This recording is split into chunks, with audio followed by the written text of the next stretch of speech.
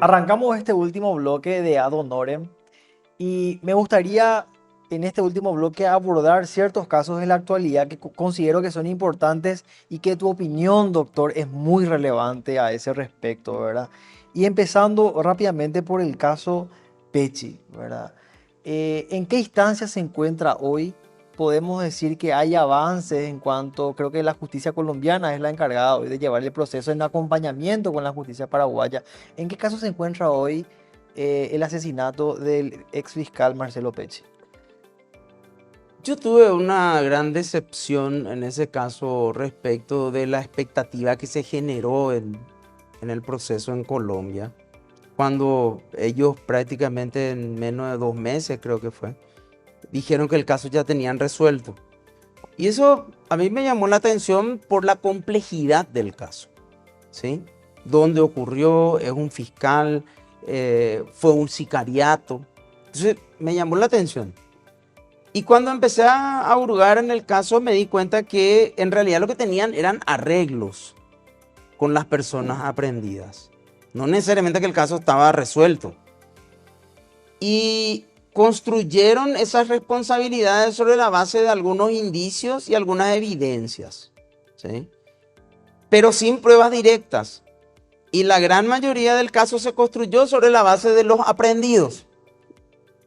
Ahora, lo siguiente que me decepcionó fue cuando dijeron, sí, nosotros ya solucionamos el caso, todo contento, pero cuando uno entra a mirar el Código Procesal Penal colombiano, dice que si hay un acuerdo, se reduce a la mitad la pena. Es decir, ellos en vez de estar condenados 40 años, fueron condenados a 20. Y entonces uno pregunta, ¿y cuál es el éxito de esto? ¿En qué consiste el éxito? Porque no tiene lógica decir que yo tengo el caso resuelto y reducirle 20 años. ¿Por qué? Porque no me voy al juicio con toda mi prueba y pido la pena máxima? Que es algo que a mí totalmente me dejó descolocado. Pero lo más llamativo de todo terminó ahora por salir a la luz. Donde ellos dicen, bueno, el tema del sicariato, la orden aparentemente salió de Paraguay, entonces nosotros le enviamos los antecedentes para que ustedes investiguen. Y ahí totalmente ya me quedé totalmente desorientado.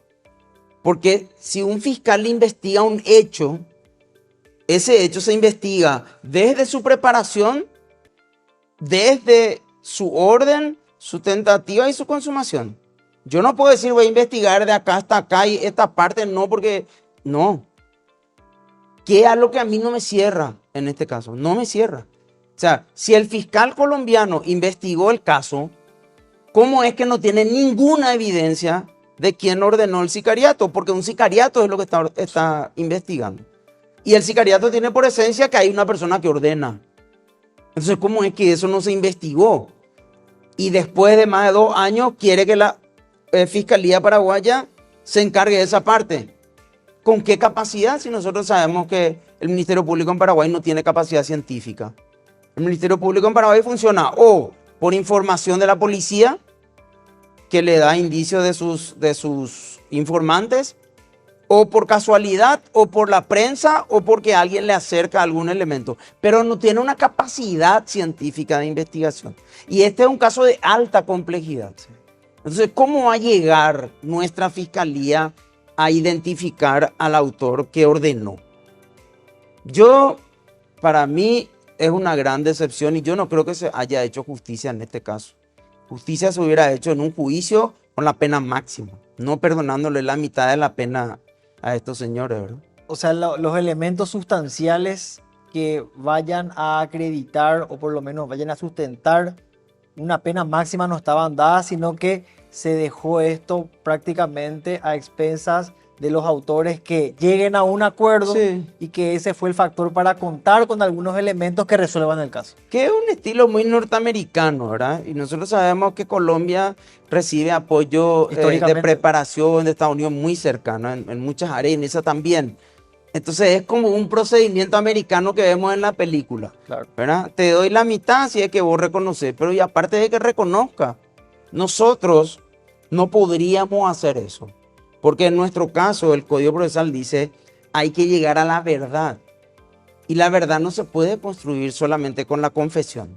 La confesión es una declaración, pero yo tengo que tener otro elemento que me diga, ah, cierto, él estuvo en tal parte. Ah, esta moto se alquiló en tal parte.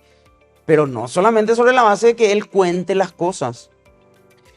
Mirando un poco, entonces podemos concluir que no es solamente que nuestro sistema penal quizás sea un poco, en ese sentido, imperfecto, sino que también este tipo de casos se replica en otros países de la región, como bien hemos visto, ¿verdad? Es un poco, decime lo que sabes y en base a eso Sí, arreglamos una pena, ¿verdad? sí, sí, sí. Sí, y a mí me parece que está mal. O sea, yo no veo eso como algo positivo, por más que se diga, ah, ya están presos, ah, ya están condenados. Pero ¿y sabemos la verdad de lo que pasó? No, no sabemos, realmente no sabemos. Otro tema puntual que me gustaría tocar contigo, doctor, son las recientes designaciones tanto de Hernán Rivas como de Alicia Pucheta, ¿verdad? Esta última marcada a criterio de muchos por una inconstitucionalidad, ¿verdad? ¿Estamos realmente en lo correcto cuando mencionamos eso o estamos siendo parcialistas al argumentar esa posición? En esta historia hay algunas falacias que se plantean como argumentos, ¿verdad? Las falacias son argumentos Sí. encubiertos para engañar, que el otro crea que es una verdad. Esa es la falacia. Y una de las falacias es el representante del Ejecutivo es el abogado del presidente en el Consejo. Eso es falso. El representante del Ejecutivo es representante del Poder Ejecutivo, no es su abogado. No es como un acuerdo entre abogado y cliente. Claro. Por lo tanto, él tiene autonomía. Tanta autonomía tiene que dura 3 años en sus funciones. Y solamente por juicio político o por renuncia se le puede sacar. Es decir, aunque el presidente se enoje con él, no le va a poder quitar. Por un lado.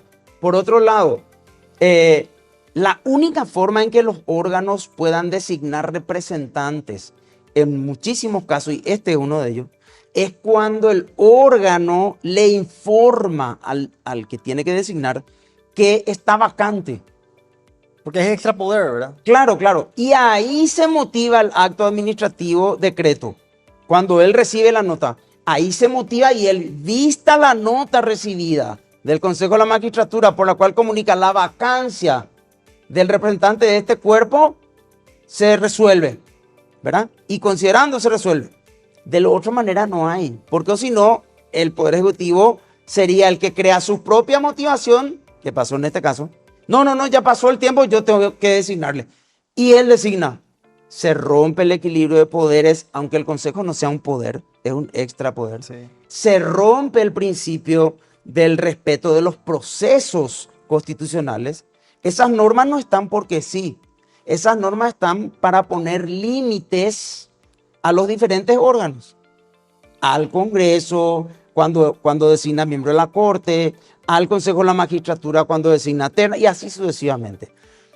Yo creo que en este caso fue una decisión política. No hay fundamento jurídico.